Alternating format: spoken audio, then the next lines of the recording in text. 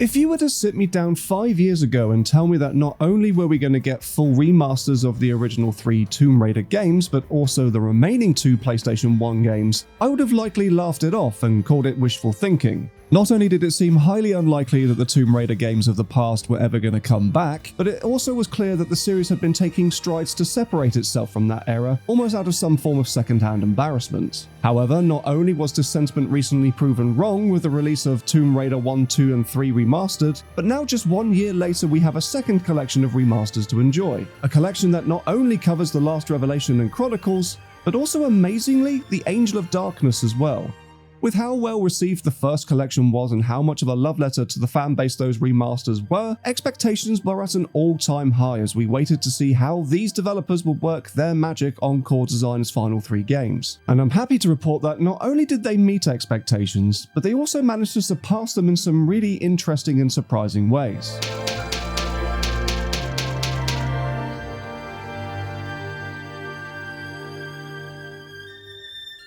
Before we begin, I want to make it clear that I won't be evaluating these games for how well they've aged or assessing their individual quality under the modern lens, as I feel that using this approach is a redundant exercise when talking about a collection of remastered games from the turn of the millennium that mostly retain their original retro underpinnings. Instead, I'll be focusing entirely on how well they do their job of preserving and remastering these classic titles, as well as talking about the various changes and improvements that have been made to try and give them the all-important spit and polish. Firstly, let's take a look at the options in the main menu screens, as there have been some additions made to these remasters that weren't present in the last remasters. For starters, you now have the option to completely disable the 30 FPS limit whilst in classic graphics mode, which was something only achievable before by using mods or from reverse engineering. Now it's just a simple case of just going into the options, selecting the new graphics option, and unticking the retro FPS setting to get a smooth 60 FPS under the original graphics. It might seem a little bit heretical at first, especially to people who are more than familiar with how they run on the PlayStation, but you'll soon adapt to this new frame rate in no time at all, and it's great to see that there's an option finally now to enjoy the original visuals without sacrificing performance.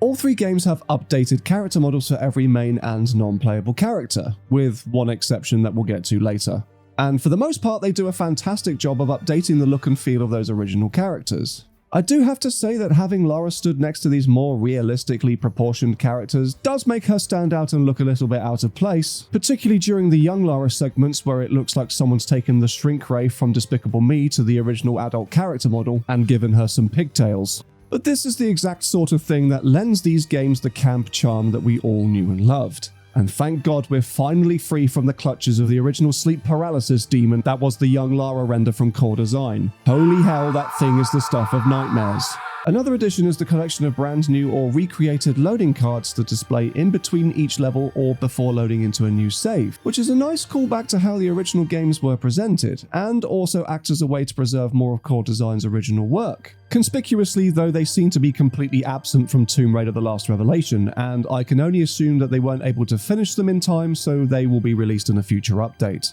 The camera mode has also seen more options added to Tomb Raider: The Last Revelation and Chronicles, with the addition of a vignette filter that you can adjust to be as intense or as subtle as you like, or you can now play around with the amazing new flyby camera feature, which now allows you to create your own moving dioramas akin to the ones that you see during the main menu screens. This mode is honestly one of the more surprising features this remaster introduces, and is yet another tool that allows fans to create their own action sequences or memeable moments. Sadly, you are limited to characters being frozen in time during all of this, which is honestly understandable, but the fact that something like this is even included at all just shows the great level of care and creativity from the devs at Saber Interactive. Another thing fixed from the last release is having muzzle flashes and flares now being viewable in photo mode instead of it simply disappearing like they did in the previous remasters, meaning you no longer have to drop the screenshot into a third-party program like Photoshop in order to get the perfect shot, though for the more dedicated virtual photographer you still might have to do that to achieve effects like depth of field, which is sadly still absent from the options. Sadly, whilst 4 and 5 get all these new features, the same can't be said for the Angel of Darkness, whose camera mode is on the same level as it was with the last trilogy, and also, at least at the time of recording, it's lacking the wealth of poses and facial expressions of its predecessors, and currently has a broken rotation option. One thing that not many people knew about the last collection was a cheat where you could hold down a series of buttons before entering a level to give Lara her trademark circle shades. or the quad bike if you happen to be in the manor. Now in this trilogy, you not only have the option from the start to enable them in the new outfit menu, but you also have the option to switch between outfits on the fly, with more becoming available after completion, something that was also adopted by the original 3 remasters after an update. I would love to see them release an update in the future that would allow you to combine all outfits across all games, including the last remasters, for maximum replayability. Maybe even somehow bring more curses into the mix for extra chaos if it's possible, but as we'll get to later, there are more pressing issues that need addressing first. For the most part, each game in this trilogy plays about the same as the last trilogy did, but due to the nature of these games and how different each one feels to play, I thought it would be best to break down each game individually and evaluate it all as a whole later. Starting with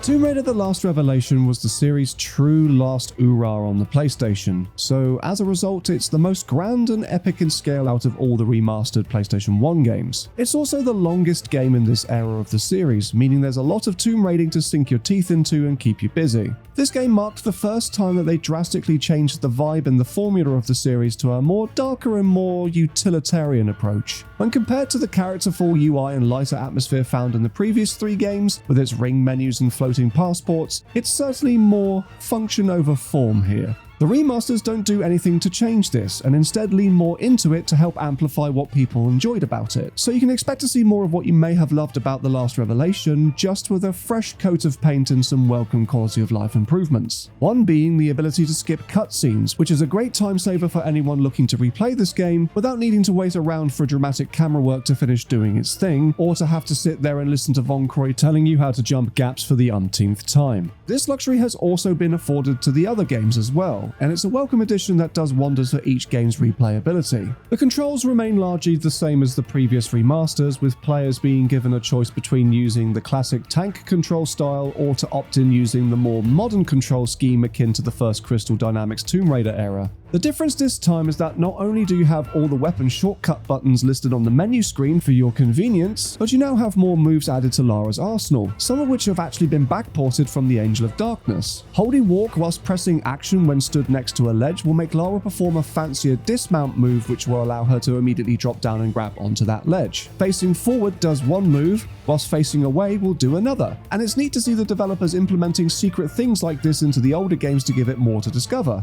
Another pro tip for the modern controls is if you happen to be about to run off a ledge and want to try and stop yourself, you can now hold the secondary or R2 button and she'll now automatically turn around and grab the ledge, which is pretty cool. However, the real star of the show is the glow up that all these environments have gotten compared to their original counterparts, which, like before, really helps to enhance Core's original vision and breathe new life into old game design. The interiors of each tomb and temple area are all furnished with light beams, spider webs, and enhanced texture work to allow all the markings, carvings, and paintings and hieroglyphics to be fully legible and really pop out. Fire effects have also been improved, with each lit torch now having this really nice looking flame effect. Although sadly at the time of writing, the water by comparison does look a little bit basic and seems to be missing a few flourishes that the original had. I've seen some complaints being lobbied against this game for being too dark for some players, and whilst I don't necessarily agree with that complaint, I am fully aware that I was playing on an OLED monitor that I had calibrated. I will say that if you are experiencing brightness issues, it might be worth checking out your console or your PC or your display settings to make the necessary adjustments to color space, brightness, contrast, or gamma. If I was to pick a particular highlight of this remaster, it would be the train level, which was a favourite of mine for me personally when I played the original game. Now it looks even better than ever before with the updated models and the visual effects to really accentuate the speed of which you're travelling at. It's also enhanced further thanks to the new skyboxes included by the developers that do a wonderful job of bringing these outdoor locations to life. And there's no better beneficiary to these enhancements than the coastal ruins level in Alexandria. My god, this level looks so much better than it did before. especially when you switch over to classic graphics and you just see the skybox be replaced by this big black void. Sadly, it's about here where I started to notice elements that weren't entirely finished or were a little bit buggy, but regardless, the level of care this game has received is nothing short of impressive, and has made this game, dare I say, more enjoyable for me to revisit for a second time. And I'd imagine it being the same for a lot of people watching. Like before, in each game there's a New Game Plus mode to sink your teeth into if you fancy more of a challenge, and for Tomb Raider The Last Revelation, they even managed to include the exclusive level made by core design for readers of the Times British newspaper, who were the paper that exclusively broke the news of the discovery of Tutankhamun's tomb to the world back in 1922. It was a freebie created by core design to promote a story celebrating the discovery's 75th anniversary. It features areas based off the ones you see in the original game during the opening menu flycam segments, characters based off real people who worked for the newspaper, and it's great to see it finally return in a less exclusive and readily available way. Though it's a bit surreal to be playing a game in 2025 that makes reference to Paul Daniels and the Crankies of all things.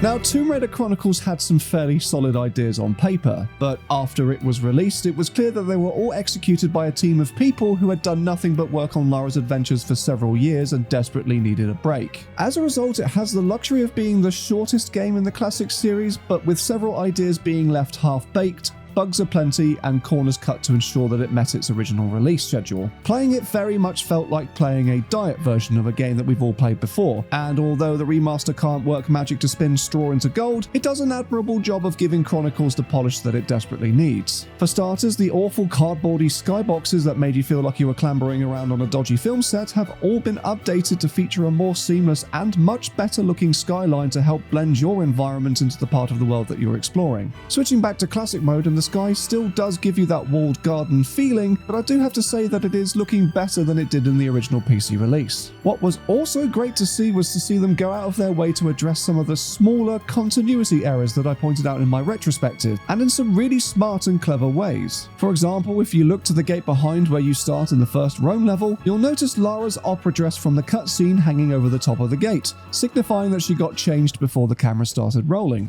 It would have been nice to see this dress made into an outfit officially, but I guess much like Nightmare in Vegas' Scary Spice outfit, we'll just have to see if this makes an appearance in a future update. Another is the second Rome level, where the starting area now has a gate to visually explain how she actually got there, instead of just having her stood in front of a walled-in dead end with no rhyme or reason. Sadly, there's still no good explanation as to why her pistols suddenly disappear from her hips moments after using them to enter the VCI building's ventilation system, but at the very least you can now switch to a more FMV accurate character model for her, and then just pretend that they fell out during transit or something. There were a few times I'd encounter a weird vertex flickering issue when traveling between areas, where certain parts of the geometry would just suddenly lose their texture and become completely transparent, but aside from that the game runs pretty well. Besides the improved lighting and the neat additions made to the level's geometry to help flesh them out and give them a more interesting landscape, this is very much a one-to-one recreation. So regardless of all the improvements the remaster makes to this game, you'll still be encountering most of the original quirks for better or for most times worse.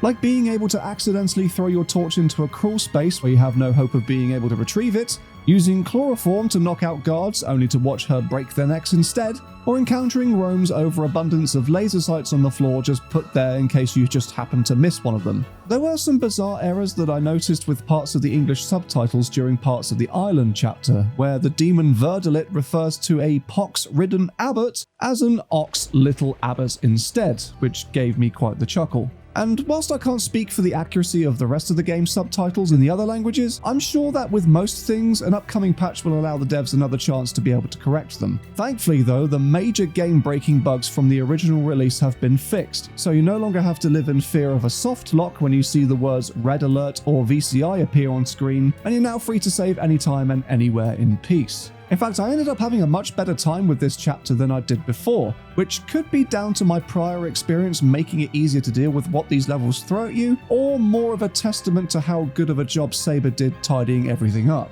I'd be interested to know how first-time players coped with this chapter, actually, so if this happens to be you, then please be sure to let me know in the comments how you got on.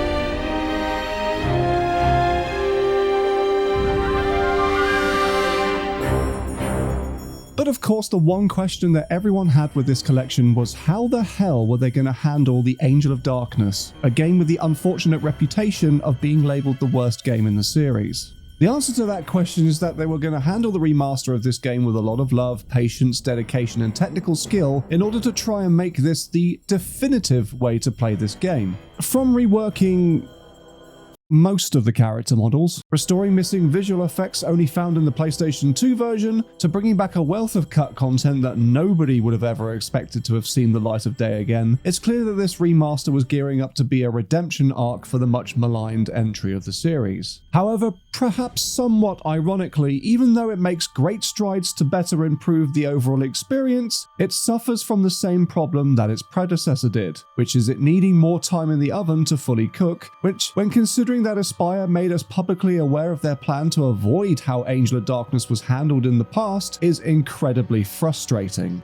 First, let's talk about the positives, as despite the many odd fumbles this remaster has, there are a lot of neat and interesting changes and improvements here. Firstly, the controls have been given a big makeover and no longer act like you're a digital PS1 girl living in an analog PS2 world. Instead, you have a set of controls that feel a lot less nonsensical or fiddly to use, leading to way less instances of accidental death. Just as before, you have the option to stick rigidly to the tank controls of yesteryear, or if you're more one to buck tradition, then you can opt for the more modern control style instead. If, like me, however, you could feel your PS1 muscle memory crying out in pain when using the modern controls, then you have the option to fully customize them to your liking, something that you could never do on the original PS2 release. Both have their own pros and cons when using them, as the way Lara moves and the actions that she can perform differ depending on what style that you choose. The modern controls offer more flexibility and responsiveness when moving about, but this can often get derailed when trying to traverse some areas that feature fixed camera angles. One moment you'll be holding forward on the analog stick, only to then suddenly encounter a fixed camera angle, which then causes the direction that you're holding to suddenly change, which can often cause your character to awkwardly loop backwards and forwards sporadically. This especially becomes a problem during Curtis's section in the sanatorium, with the amount of camera angle changes making exploring a bit of a chore. Switching back to tank controls makes this all a non-issue, however, but then the issue becomes whether or not you can stomach the tank controls and whether or not it suits your playstyle, so it really all comes down to personal preference. Thankfully, this time around you get more than enough space to be able to practice both control schemes to your heart's content in the newly restored tutorial area.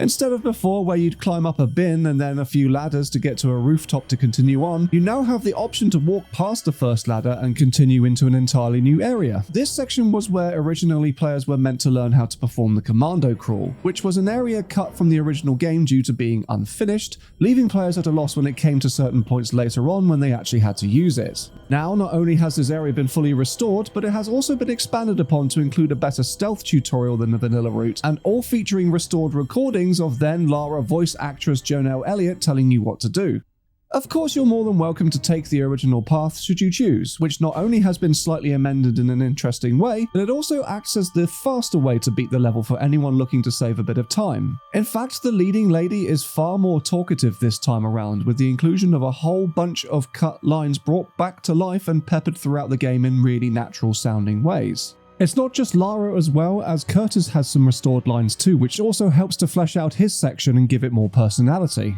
Visual continuity has also been given an overhaul for the better, with the infamous moment in the Strahov where Lara enters a door in full camo trousers only to emerge from the other side inexplicably wearing shorts, now featuring a restored voice line where Lara remarks about how you should wear what's comfortable, which goes to show that even Core Design were aware of this gaffe at the time and weren't afraid to poke fun at themselves. What's even more interesting is what they've done to expand upon Curtis Trent's short playable segment. Before, it was just some strange Resident Evil inspired area where you could watch a cutscene of Curtis using a cool power and kick and punch a few people to death or shoot them with a gun that I always for some reason keep misreading as the Borat X. I know, I'm really that stupid. But now not only has Curtis's original powers been actually brought back to life into being playable, but you now actually can use his signature fidget spinner to throw at enemies as well, meaning he's a bit more unique to play around with. However, I found moving around whilst equipped with the Chiru guy incredibly clunky and frustrating due to the amount it limits your ability to actually move. You're essentially locked into place until you put it away, and if you do need to make a sudden move at all you get is this hilarious looking hopping animation that does little to nothing to help you avoid attacks. Your best bet is to hang back at a distance and to take pot shots at enemies instead of going in close.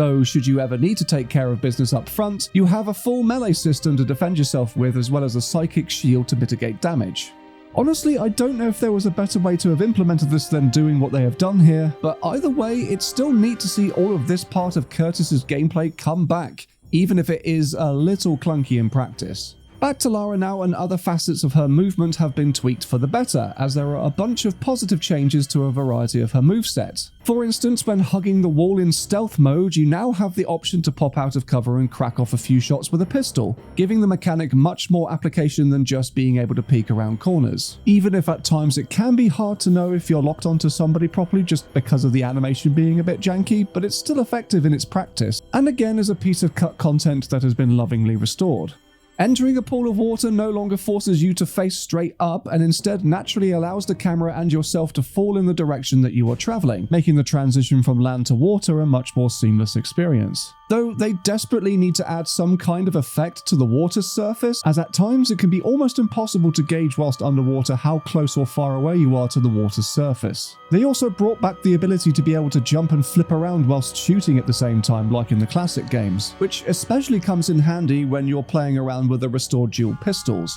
Yes, they're finally back. Mercifully, performing melee attacks in this remaster is a much simpler process this time around, even though the controls aren't really told to you. But for anyone who might be curious, once in melee mode you can hold the secondary button to guard, tap the action button to punch, or tap the jump button to perform a series of kicks. Something else which may have also caught you off guard like I did was the action button not being the grab button when using the modern controls in Angel of Darkness. For the sake of brevity, the action button has split duties with the button marked as secondary in this mode. So if Lara says use the action button and nothing happens, try pressing the secondary button instead and thank me later. The bosses also benefit greatly from the additions of on-screen health bars this time around, as without them it's often difficult to discern whether or not your attacks are actually doing anything. This makes frustrating bosses like Brother Obscura way better to fight, as you'll have an easier time working out how long you've got until you can stun him so you can sprint off and get the painting. Of course, like before, you can turn this feature off should you find the additional visual particularly offensive, but I personally think it's best played with it left on, as you'll have a much better time fighting these bosses than without it. The boss fight against Boaz also has some quality of life improvements made to it as well, with the job of switching targets now handled automatically instead of having to rely on knowing how to switch targets manually. This makes the fight far more enjoyable and less frustrating than it was before.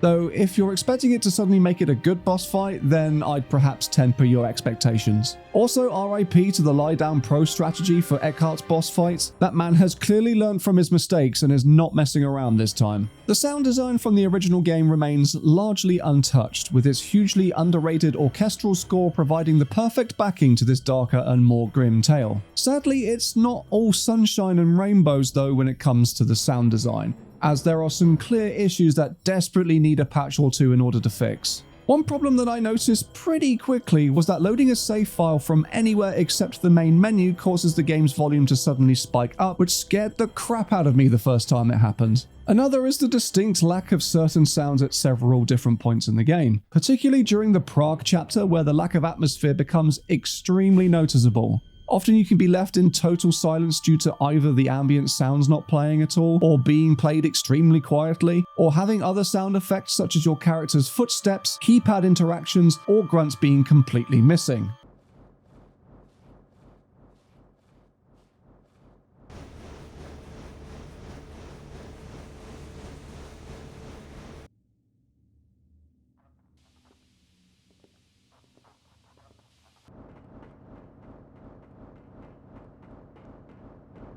I feel like I need to add the fact that I was playing this particular game on PC, and I have heard reports of people playing on consoles not encountering these particular audio issues at all. So depending on what platform you chose to play this particular game on, your mileage may vary in terms of bugs and audio glitches. And again, hopefully this will all be ironed out and updated in an upcoming patch.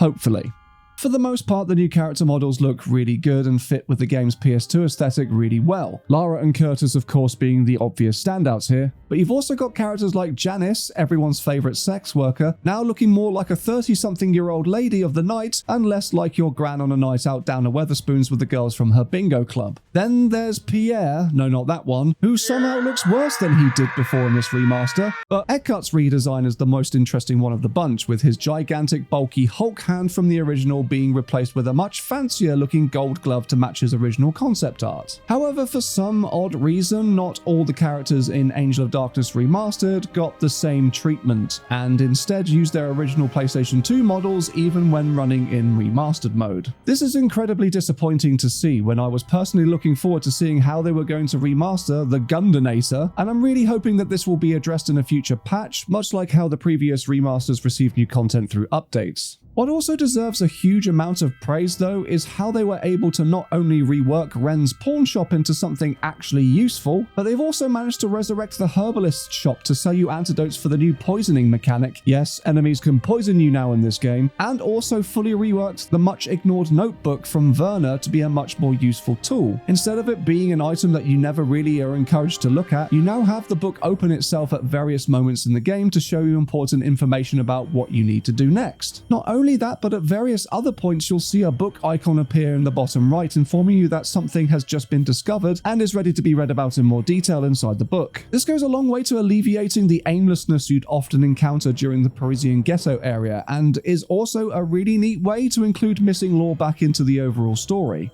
With all of that being said, I can definitely say that I have had the best time playing the Angel of Darkness than I have ever done before whilst playing this remastered version. The wealth of restored content, quality of life improvements, and expansions on existing ideas and concepts really does help to make this game feel more complete. I'd hesitate to say that it's been fully redeemed, however, as the developers at Saber clearly weren't afforded the time needed to give this remaster the level of polish that it deserves, and the same can honestly be said about some of the rest of the remaster too. But I remain optimistic and hopeful that a patch or two in the future should be able to sort most of this out. And I bet you all think I sound like a broken record at this point. Though the irony of a game famous for releasing unfinished having a remaster also releasing unfinished is not lost on me, that's for sure. I'm just glad that there's a more accessible and simpler way to play this game without having to own a PS2 or without needing a boatload of fan patches or a degree in computer science in order to play it on modern PCs. Make no mistake, even in the state that these games are currently in, this is still the best way to enjoy this era of the franchise's history. The fact that they still managed to accomplish what they have, despite the seemingly scant amount of time that would have been afforded to the team over at Saber, is nothing short of a miracle. Essentially, they likely just had 1 year to not only put these games together, but also 1 year to enhance them, restore content, add completely new features, quality of life improvements, new textures, new lighting, make custom loading screen renders,